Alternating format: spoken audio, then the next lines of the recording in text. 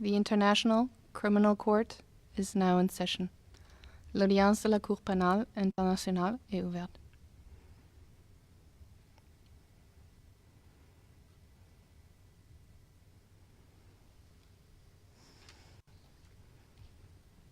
Please be seated. Veuillez vous asseoir.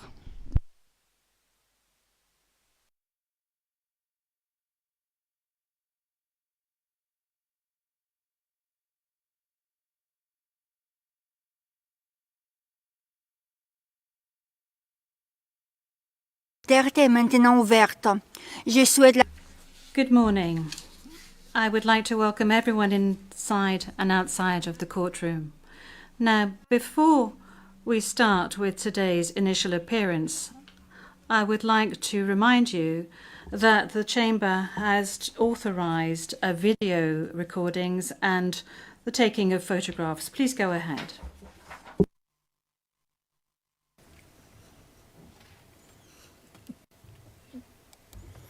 Je vous remercie, vous avez une...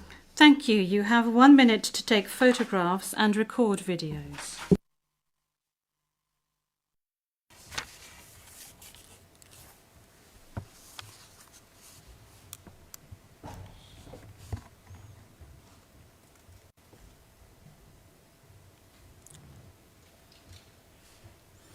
Merci beaucoup.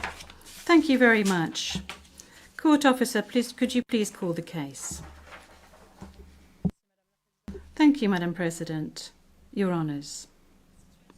The situation in the Republic of the Philippines case, the prosecutor versus Mr. Rodrigo Roa Duterte, case number ICC 0121-0125.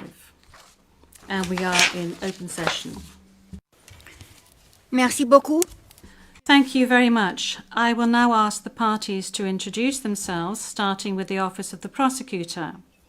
Please pause before speaking and speak slowly to allow the interpreters to interpret appropriately.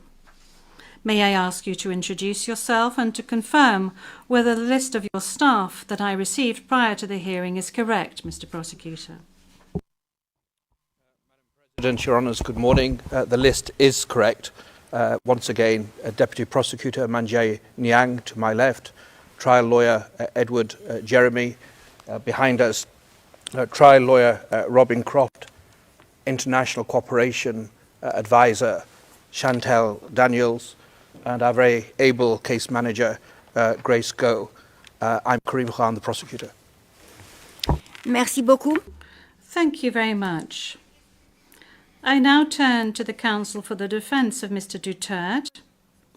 As everyone can see, Mr. Duterte is present and is attending the hearing via video link. As Mr. Duterte made a long journey involving a considerable time difference, the Chamber authorized Mr. Duterte to follow the hearing at a distance. His counsel, however, is present with us in the courtroom. Thank you, counsel. Please introduce yourself. Good afternoon, Your Honours. I am Salvador C. Medjaldea, counsel for Rodrigo Roa Duterte. Merci beaucoup. Thank you very much. Thank you very much, counsel. I will now introduce the chamber. By my side, we have the Judge Reine Adelaide Sophie Alapine Gansu, the Vice President of the Court, and Judge Maria del Socorres Flores Liera. I am the presiding judge of the pretrial Chamber 1 of the Court, and my name is Julia Antonella Motok. Now, I would like to speak to you, Mr. Duterte. I'm speaking French, but you are receiving interpretation of what I'm saying in English. I understand that you are at ease in the English language and that the interview yesterday at the detention center was conducted in English and that you did not deem it necessary to request interpretation into any other language during this interview. This said, I would like firstly to confirm your identity. Could you provide us with your full names, please? I am Rodrigo Roa Duterte.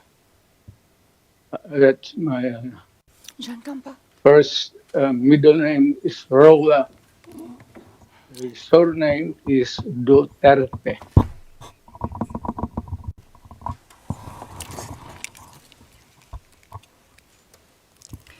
Merci beaucoup. Thank you very much. What is your date of birth? Again, ma'am.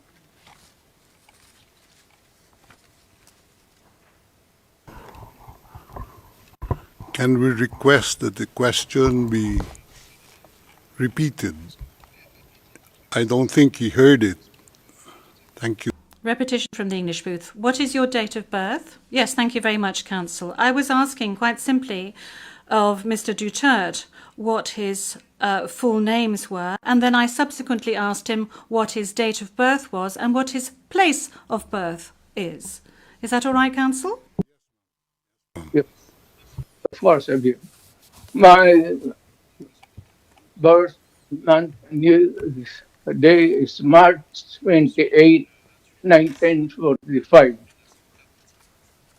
I was born in the province of Leyte in the Philippines.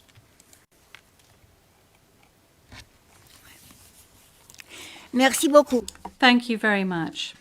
As a preliminary point. Very well. Thank you, Mr. Duterte. As a preliminary point, it is useful to clarify the nature and limited scope of this first appearance hearing. Today's hearing is neither the start of the trial, nor is it a confirmation of charges hearing. During today's hearing, no evidence will be collected or presented, and the issues of Mr. Duterte's guilt or innocence will therefore not be addressed.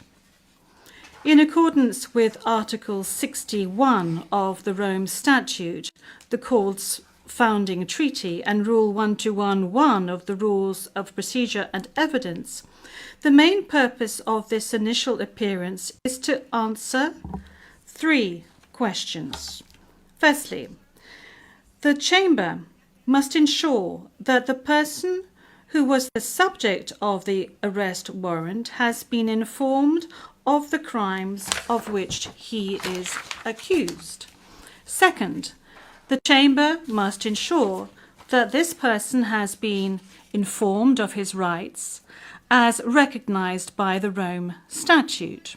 Third, the Chamber must set a date on which it intends to hold a confirmation of charges hearing. The Chamber notes that your counsel, Mr. Duterte, filed 2 motions, one in relation with today's hearing, and you may be aware that these 2 motions have not been accepted by the Chamber because of the nature of today's hearing. No further discussion on the matter is necessary during this hearing because, as I said at an earlier stage, the aim of this hearing today is to introduce the parties and to ascertain the charges and to set a date for the confirmation of charges hearing at a later stage. With regard to the first point, I recall that Mr. Duterte has received a copy of the warrant for his arrest and that a redacted version of the prosecutor's application for the issuance of the warrant of arrest is public. I will now ask the court officer to read the charges against him. The charges will be read in English. Please, over to you, Madam Courtroom Officer. Thank you, Madam President. Your honours.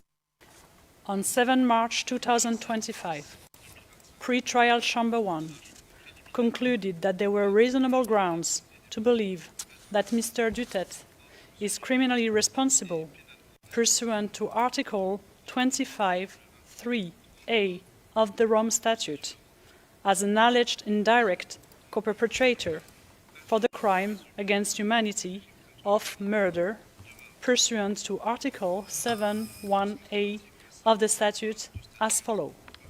A. Murder of at least 19 persons, allegedly drug pushers or thieves, killed by members of the Davao Death Squad in various locations in or around Davao City, Philippines between 2011 and 2016. B. Murder of at least 24 persons, allegedly criminals, such as drug pushers or thieves or drug users, killed by or under the supervision of members of the Philippines law enforcement, sometimes with the assistance of persons who were not part of the police, at various locations in the Philippines between 2016 and 2019. Merci beaucoup, Madame la... Thank you, Madam Courtroom Officer. Mr. Duterte, I'm not going to ask you to stand up because I know your condition, so I'm going to allow you to remain seated. You have just heard the reading of the charges, which are in accordance with the content of the arrest warrant you received. This means that you have been informed of the crimes of which you are accused. And this concludes the examination of the first point mentioned above. I will now turn to the second point, which concerns your rights as a suspect before this court. I will summarize some of these rights, which are of particular importance at this stage of the proceedings. Those rights are as follows. You can benefit from the assistance free of charge of a competent interpreter and benefit from the necessary translations to meet the requirements of fairness. You have the right to have the time and facilities necessary to prepare your defense and to communicate freely and confidentially with the counsel of your choice. You have the right to remain silent, and you cannot be forced to testify against yourself or to confess guilt. You can also make statements in your defense without taking an oath. In addition to any other disclosure provided for in the statute, the prosecutor must disclose to you, as soon as practicable, evidence in his possession or at his disposal that shows or tends to show your innocence or to mitigate your guilt, or that could undermine the credibility of the evidence against you. At the confirmation of charges hearing, you can contest the charges, challenge the evidence presented by the prosecutor, and present evidence. There will be no trial if the charges are not confirmed or if the proceedings against you are completed. You have the possibility to make an application for interim release pending trial. And finally, Mr. Duterte, you have the right to be informed as soon as possible and in detail of the nature, cause, and content of the charges in the language that you fully understand and speak. Counsel, have you understood? Yes, we're listening, Ma'am. We're listening, and before it ends, may we be allowed to present a manifestation on the circumstances behind the delivery of Mr. Duterte in this chamber.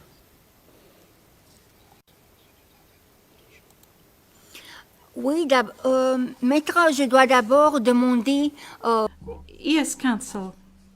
This is as part of the procedure.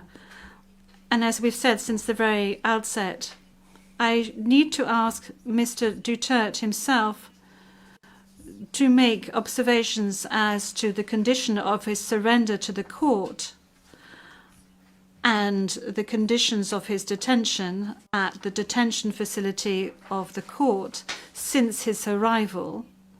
If he can please tell us these details. Thank you. Can I... Oui, Maître. Oui. The presiding judge. Yes, counsel. Please. 2 days ago has witnessed the degrading fashion in which a former president of a sovereign country was bundled into a private aircraft and summarily transported to The Hague. To us lawyers, this would be called an extrajudicial rendition. To the less legally inclined, it was a pure and simple kidnapping. My client was denied all access to the legal recourse in the country of his citizenship, and this all in the nature of political score settling. Two troubled entities struck an unlikely alliance, an incumbent president who wished to neutralize and choke the legacy of my client and his daughter on the other hand, and a troubled legal institution subject to delegitimization and desperate for a price cuts and a legal show today on the other hand. With this in mind, it is not surprising that my client was abducted from his country. ICC private jets do not drop out of the thin air. That jet which received my client was coordinated in advance. The UAE is not a state party to the ICC and has no obligation to cooperate with the court. Yet my client sat in transit in that country for more than 5 hours. I invite the registry's representative to present today in court to explain to the judges exactly how they believe this transfer was anything other than a gross abuse of process. Given the precipitous arrival of my client, an elderly man with debilitating medical issues, hard of hearing and poor of sight, he was taken to a hospital for observation. Only this morning have I met him for the first time with less than an hour to discuss legal issues.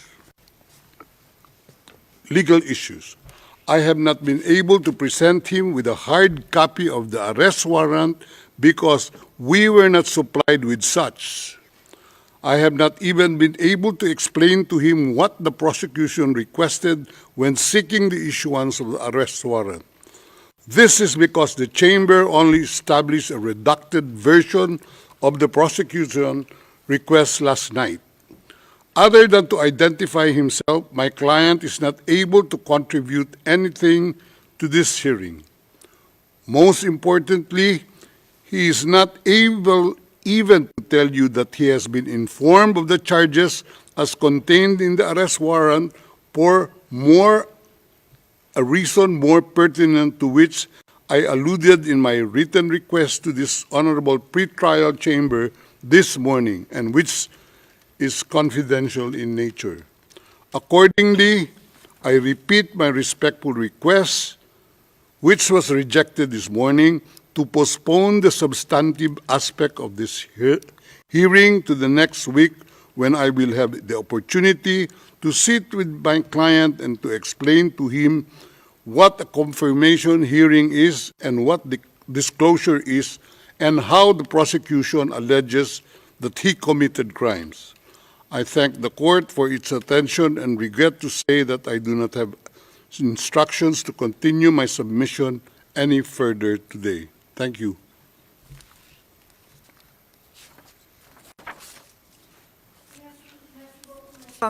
D'abord, concernant Thank you, Counsel. Now, with regard to the health issues of Mr. Duterte, I believe that the court has taken specific measures with regard to his health situation, and I note that subsequent to his arrest and when he arrived at the detention center, the court's doctor was of the opinion that you were fully mentally aware and fit, and that you have undergone further checks and tests at the detention facility.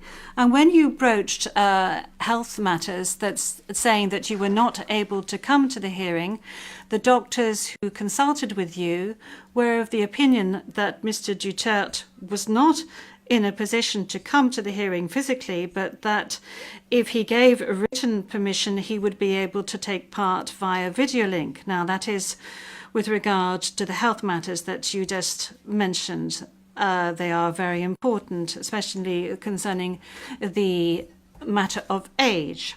Now, with regard to the rights of Mr. Duterte, we have before us the registrar's or the registry's report that says that Mr. Duterte has been informed of his rights, including Articles 66 and 67 of the Rome Statute, and that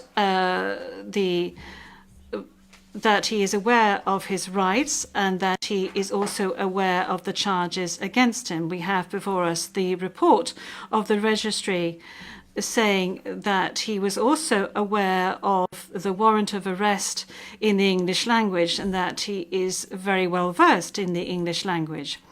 Once again, you have the possibility of these charges being read in English, which was the case today. I have read to you in the French language the rights that he has, Mr. Duterte, before this court, and I'd like to specify once again that this is an initial hearing. In order for Mr. Duterte to be aware of his rights and the charges against him. And then there will be a full procedure that will unfurl leading up to the confirmation of charges that will enable Mr. Duterte to raise all the matters that you have just raised with regard to the warrant of arrest, with regard to the crimes committed, with regards to the charges and any other matters associated with his arrest and the matters of jurisdiction of the court. You have the opportunity to do this throughout these proceedings leading up to the actual confirmation of charges hearing. Now, counsel, with regard to your request for another hearing to be held next week, well, your initial request, that was, this was not accepted by the court.